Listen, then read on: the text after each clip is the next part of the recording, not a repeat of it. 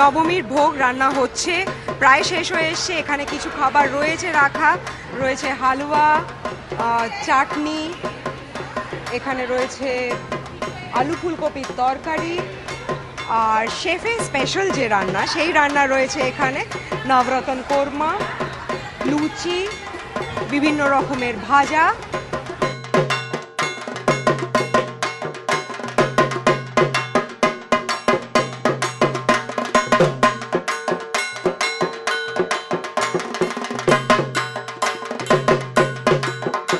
এখানে কি চলছে এখন, কি রান্না চলছে? পায়েস,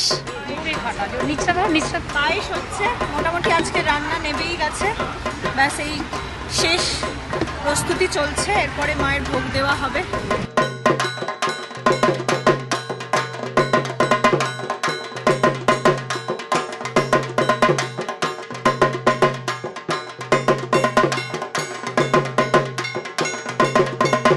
এখন ভোগের প্রস্তুতি প্রায় শেষ, শুধু পায়েস রান্না চলছে, এরপরে মাকে ভোগ দেওয়া হবে, তার আগে হবে হোম।